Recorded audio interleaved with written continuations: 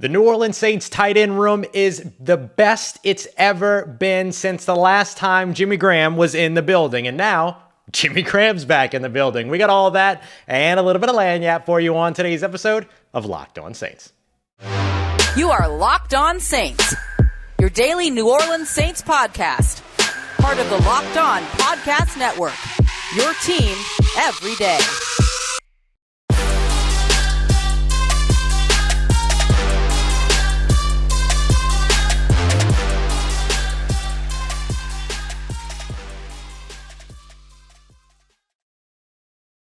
What is good, Who Dat Nation and Who Dat family? Welcome into another episode of Locked On Saints, your daily podcast covering your favorite team, the New Orleans Saints, part of the Locked On Podcast Network, your team every day. Thank you so much, as always, for making Locked On Saints your first listen of the day, every day. Don't forget, you can always subscribe and follow for free on YouTube or wherever you get your podcasts so you never miss a daily episode. And a big thank you to all you everydayers out there. If you want to continue the conversation with me one-on-one beyond here, as well as partake in our exclusive film studies, Q&As, and much more, including inside and early information, you can head over to joinsubtext.com/LockedOnSaints to join our subtext community, which I would love for you to be a part of. As always, I'm your host, Ross Jackson, at Ross Jackson Nola, wherever you get your social media. And of course, you can always find me as the senior writer and reporter over at Saints News Network, Sports Illustrated's Fan Nation site covering the New Orleans Saints, as well as every Tuesday on the Locked On NFL podcast, and here with you every single Monday through Friday, and then some on Locked On Saints. And today's episode of Locked On Saints is brought to you by our friends over at eBay Motors. Putting together a championship team is all about players being the perfect fit, and the same goes for your vehicle. So head over to eBay Motors today, look for the green check so that you get your guaranteed fit for whatever it is that you are looking for in all of your auto parts needs. Again, that's ebaymotors.com. Let's ride. eBay's guaranteed fit is available to U.S. customers. Eligible items only. Exclusions apply. On today's episode of Locked On Saints, Saints brass head coach Dennis Allen, as well as general manager Mickey Loomis, met and spoke with us here in New Orleans media. Today, I'll give you some of the big takeaways and biggest highlights from those conversations. We'll also take a look at Trai Turner, who is the perfect addition to the New Orleans Saints ahead of training camp.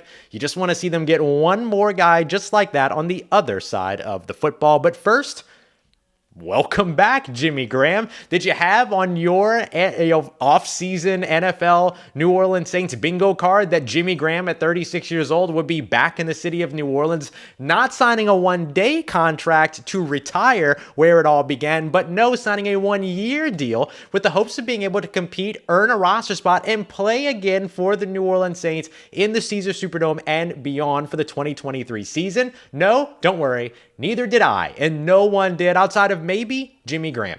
The New Orleans Saints tight end room is the best it's been since Jimmy Graham was last in the building, and now he's a part of that unit. What is the role that he might serve, and how did this all come together? Let's break it all down as we kick off today's episode of Locked On Saints. Appreciate everybody being here for our live episode, and everybody that's catching it later as well. Thanks as always for being here with us and continuing to rep Locked On Saints. So as we take a look at Jimmy Graham returning as the New Orleans Saints tight end, he will be a part of a group of really good tight ends. Juwan Johnson, he joins Forristall, Moreau. Taysom Hill's in that conversation. The young Lucas Kroll is a part of that conversation as well, and beyond. The Saints effectively did a tight end for tight end swap. They moved on from Miller Forristall, who was originally placed on the physically unable to perform list. Miller did not participate in OTAs. He did not participate in mini camps at any capacity. Now he's out. Jimmy Graham is in. And so how did this all come together? Well, we spoke to Dennis Allen, I know it. We spoke to Dennis Allen, Mickey Loomis today, and both of them said that this is actually the second or third time that they've kind of gone down the road with Jimmy Graham, or more appropriately, Jimmy Graham's representation, Jimmy Sexton, about getting him back here in New Orleans. They've been interested before. There was some thought that maybe before the 2022 season it might all come together, but Jimmy ended up not playing in 2022, all these other pieces. Now, you're in a situation here where you see Jimmy Graham is back in the building for the New Orleans Saints. And one of the things that both Dennis Allen and Mickey Loomis highlighted is that Jimmy Graham kind of went the Drew Brees route and said, it's New Orleans or nothing. I mean, it seemed that New Orleans was the one place that he really wanted to come back to. Dennis Allen said that it was maybe the one place he wanted to come back to. Mickey Loomis mentioned it was a high priority for him to be back in the city of New Orleans and back with the New Orleans Saints. But in either case, yet again, the New Orleans Saints, a destination for players that have either been here before, who have heard about it, who have worked with players that have been here before, whatever it might be. There's something about the New Orleans Saints culture that even without Sean Payton, even without Drew Brees, people want to be a part of. And Jimmy Graham was just the latest entry in that category. Now, as we take a look at how Jimmy Graham could potentially impact the roster, we should say Jimmy Graham does need to work for his roster spot here. This isn't a situation where you're just going to kind of rest on, memories and nostalgia and say, okay, Jimmy Graham's back, he's your starting tight end. That's not going to be the case. He's going to have to be willing to mix in with Juwan Johnson. He's going to have to be willing to mix in with Forristall Moreau. He's going to have to be willing to work alongside or catch passes from or block for however it might work out for Taysom Hill. But there's a clearly defined specialized role, if I can borrow the phrase that Mickey Loomis used in the presser today, specialized role on offense for Jimmy Graham, and that is in the red zone. Remember, Derek Carr, third lowest completion percentage in the red zone of all quarterbacks in 2022 that threw at least 30 passes in the red zone, fourth lowest passer rating. So when you get a quarterback that's like that, you don't just sit back and say, don't worry, we'll fix him. You say, okay, let's give him weapons so that he's able to maximize all this. So what did the Saints do? They knew that they were bringing in a quarterback that historically has struggled, or at least the place that he has struggled the most has been in the red zone historically. So what did they do? They have Alvin Kamara, Taysom Hill already in the building, both of which very good red zone go-to options. They work to get Michael Thomas back, a go-to red zone option. They add Juwan Johnson, or they bring Juwan Johnson back. They bring Forristall Moreau in, somebody that Derek Carr has chemistry with. They add Jamal Williams, one of the best short yardage backs in the NFL a year ago. And yes, I know Jamal Williams has slimmed down from 230 down to 217, but he'll still be a short yardage guy in addition to all the other sort of expansive roles that he'll be asked to play. And then now you add Jimmy Graham, who, look, you're probably not going to target on a 75-yard deep ball, but on a first and goal from the 7, yeah, go stand in the back of the end zone and jump really high, Jimmy. Don't worry, I will throw it 8 feet in the air so that you can go up and get it. That's what the New Orleans Saints are going to be all about when it comes to Jimmy Graham. 8 feet's probably not tall. 10 feet in the air, you go up and get it. Did you know Jimmy Graham used to play basketball? So I think there's all these pieces to where, there's a lot of folks that have said, well, how do you get these guys out on the field? There's so many mouths to feed and all this stuff. Everyone is so specialized in the way that the New Orleans Saints have been able to build out this roster and build around their quarterback. And let's not pretend like Derek Carr's red zone struggles are all Derek Carr's fault. Some of it is play calling, some of it's execution, stuff like that. So you have to get all that better too. And the Saints struggled in execution. They struggled in play calling last year. So just building up the roster isn't going to be enough. They're going to have to get things right elsewhere too, but it all starts with the roster. So this is where the New Orleans Saints are. So I love the idea that the Saints have done this. This does kind of change my 53-man roster projection a little bit. I projected 3 tight ends for the New Orleans Saints, being Juwan Johnson, Forristall Moreau, and Taysom Hill. Now I might have to add Jimmy Graham to that, at least as we kick off camp, or maybe we'll watch and see how things go with camp. So that could mean that the Saints keep only 5 wide receivers instead of 6 wide receivers. So this could have an impact elsewhere on the roster. When we talk about Jimmy Graham making the roster, I don't think we're just talking about how that impacts Derek Carr, Jimmy Graham in the tight end room. That could impact the numbers on the roster and therefore impact how many players are kept at other positions as well. Because if you keep 4 tight ends, which is more than teams usually do, you're going to have to make up that extra roster spot somewhere. But I do think that if Jimmy Graham can show up and not pull a Kiko Alonso, remember this happened with Kiko Alonso a year ago, showed up for a day, went outside in this New Orleans heat and said, nah, fam, I'm good, never mind, deuces, I'm retiring, I'm not ready for this. As long as that doesn't happen with Jimmy Graham, and I'll mention that Dennis Allen was very complimentary of Jimmy Graham's conditioning, the shape that he's in, all that. So there's positives there in terms of what it is that they expect to see from him. But as long as he's able to come in and operate and show you what he can do during training camp, I think there's a roster spot that can be made and can be there for him. I don't think you bring Jimmy Graham back just to say, you're just the camp body. He's going to get a legitimate shot. This isn't a Champ Bailey situation or a Kiko Alonso situation or any Kiko Alonso situation or anything like that. This is kind of the real deal. This isn't a retirement, a one-day deal. This is a full-on one-year contract, no 364 void days, nothing like that. It is just a one-year deal and an opportunity for the New Orleans Saints and Jimmy Graham to get down to business once again. Jimmy Graham wasn't the only addition for the New Orleans Saints. So the Saints also added the perfect piece to their offensive line in Trai Turner. Now you just want to see them do the same thing on the defensive line as well. Let's break down the addition of Trai Turner and where the Saints should address next as we continue on with today's episode of Locked On Saints, part of Locked On Podcast Network, your team every day.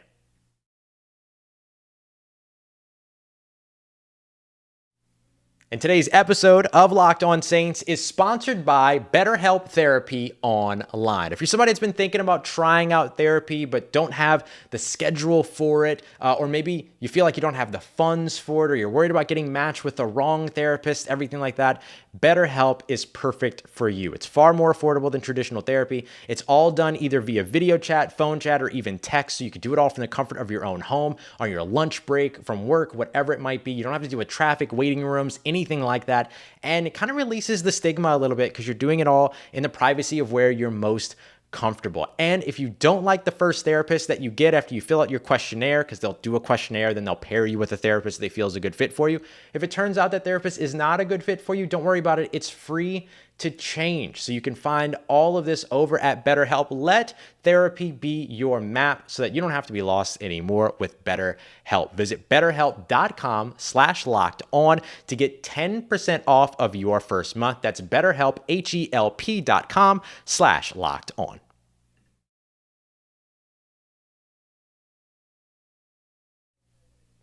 All right, family, continuing on with today's episode of Locked On Saints. Thanks, as always, all the everydayers out there making us your first listen of the day every day, for everybody being here live and everybody watching or listening later.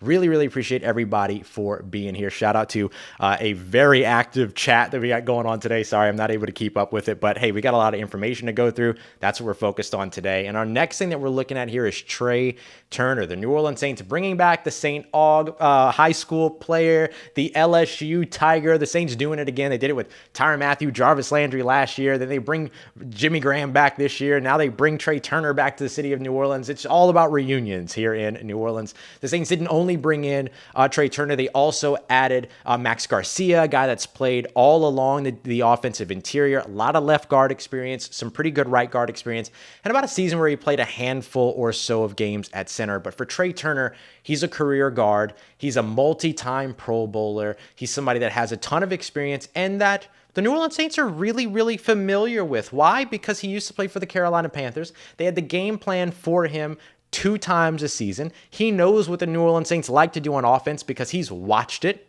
for several seasons himself, multiple times a year. And so I really love what the New Orleans Saints did here with bringing in Trai Turner. Trai Turner was somebody that when he came in for a visit, I said, this is a must sign for the New Orleans Saints, and the Saints find a way to get it done. Why is he a must sign? Well, think about it. If you're the New Orleans Saints, what's one of the biggest bugaboos that you've had over the course of the past couple of seasons? The biggest thing that's bit them in the tuchus over and over again has been health, particularly over on the offensive line. Offensive line health is something that you're going to have to deal with changing over the course of seasons, over the course of games, game to game, things like that, because it's a tough position to play. It's a very physical position. You get jammed fingers, knees clashing, micro hits to the helmet, all of that stuff. All of that is something you have to consider. You're not going to play all 17 of your games with all 5 of your starting offensive linemen 100% of the time. It's just not going to happen.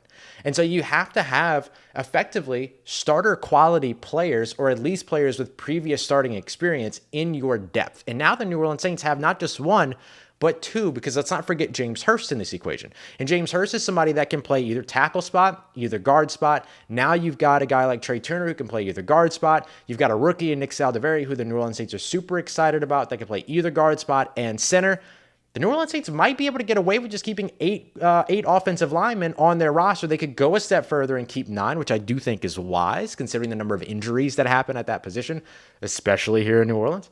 And so I do think that this is a big piece for them. As Chris Goldberg says, line depth is huge, and it absolutely is. And Trai Turner helps to add not only depth, but starter quality depth, a guy that can come in, and you're probably not going to see a massive drop off if he's got to come in place of, let's say, Andrus Peat, or in place of Cesar Ruiz, anything like that. So now you have two guys in James Hurst and Trai Turner that lessen the drop off from your starter players to your replacement level players, and that's humongous for this New Orleans Saints team. And it certainly helps that both of them can play multiple positions as well, because now you have that depth effectively at 4 of your 5 offensive line spots. I think center is still the most concerning thing for me, but I will say this.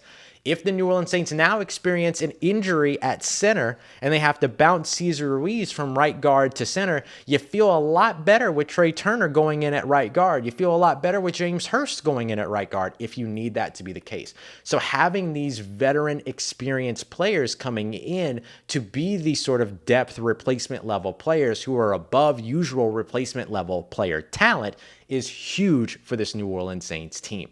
But now you want to see them have that same type of proactivity for their defensive line as well. I continue to stress that defensive line and linebacker are 2 of the biggest positions now to where you have the biggest question marks. I think adding Trai Turner answers a lot of questions for me. Max Garcia could potentially be helpful to them as well because of his experience all along the interior. There's good competition now on the offensive line. By the way, with that addition, the Saints already had 1 roster spot open. And so today with them adding Trai Turner, adding Jimmy Graham, and adding Max Garcia, they had to move on from 2 players. The 2 players were tight end Miller Forristall, who effectively opens up the tight end spot for Jimmy Graham.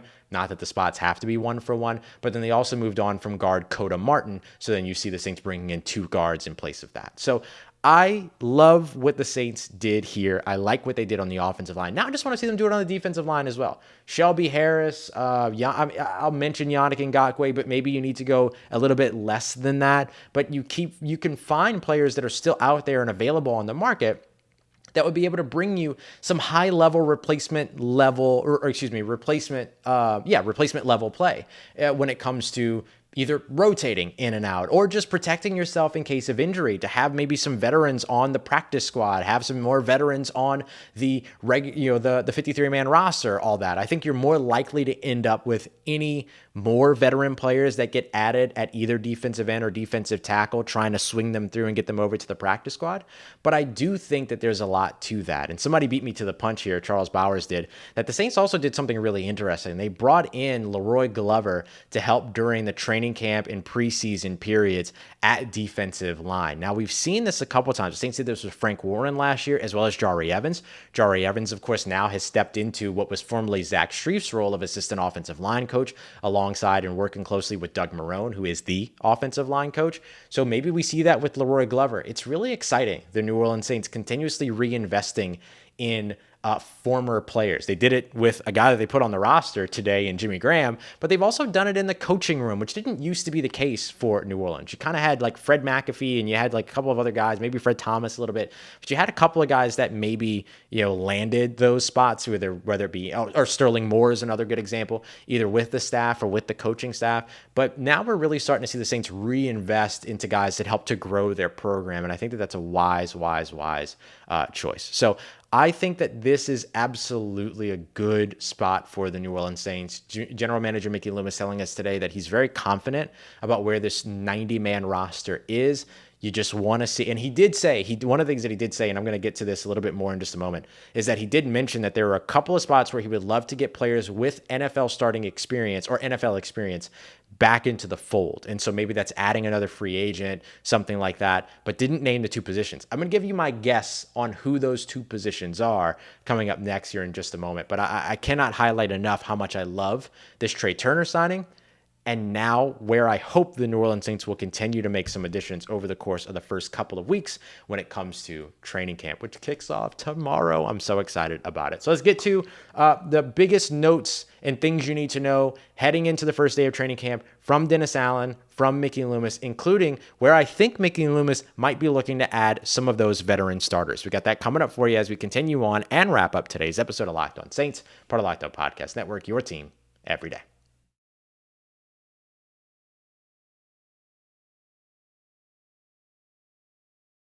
Let's Let's get it. Who Dat Nation, wrapping up today's episode of Locked On Saints. Once again, we are live here as the New Orleans Saints two-a-days continue on. Big thank you to everybody in the chat. I promise you, I see you. I appreciate you very much for being here. And of course, for everybody that's catching the show later, whether you're watching or you're listening.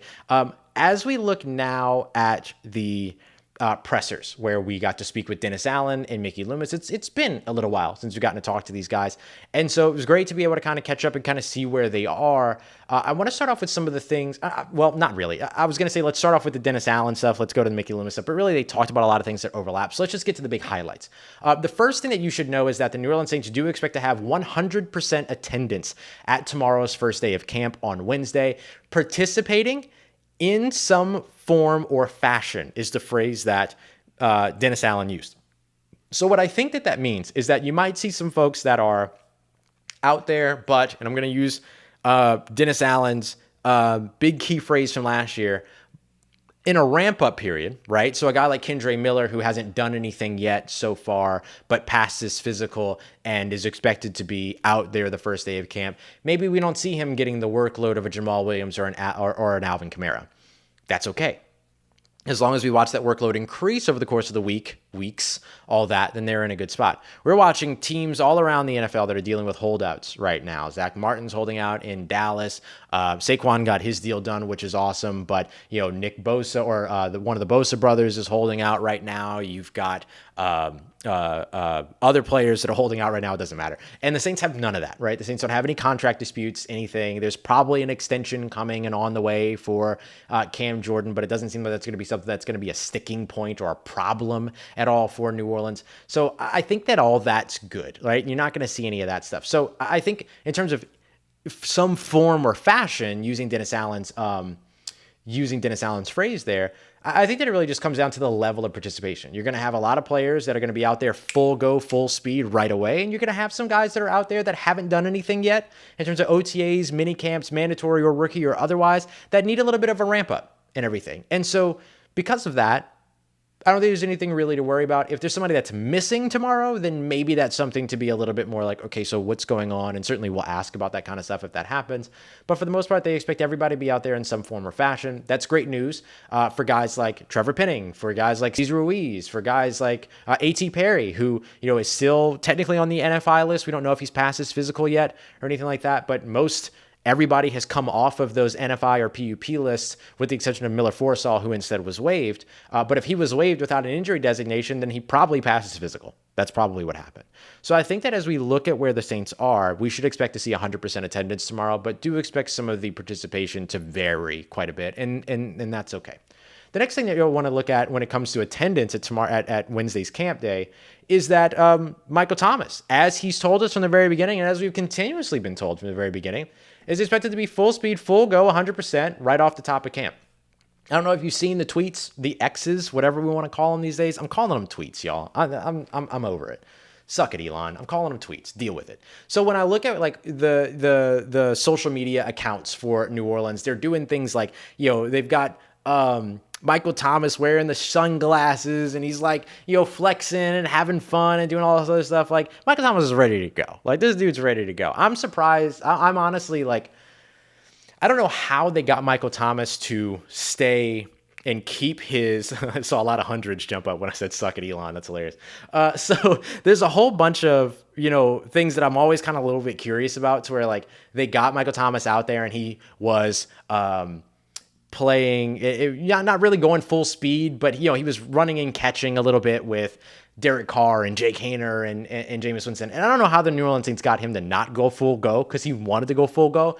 But I will tell you that right now, when you see him tomorrow, he's going 127% speed or more if he can, 283% speed. Let's say it that way.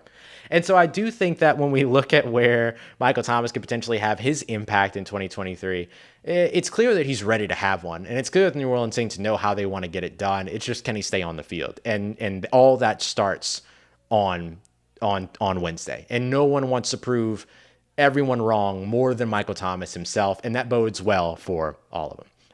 You can call it X-Files now. I will call it X-Files now. So the next piece that I look at in terms of like the big takeaways is Mickey Loomis kind of speaking a little bit. Mickey Loomis and Dennis Allen talking a lot about kind of health, right? And getting a look at injuries and stuff like that. They've apparently sat down and done some extensive injury research. What I learned today that I wasn't aware of was that Dennis Allen said that basically like when they compare injuries to the rest of the NFL, they have to compare injuries to the rest of the NFL based on injury reports that were released. They don't really get access to anything more than what we get access to as media, which I thought was a little bit surprising. Now, I imagine that Mickey Loomis could probably pick up the phone and call a general manager and be like, hey, yo, be real with me. How was the injuries though? And then he could probably get access to that information, but he's not just readily given that information, which I do think is important.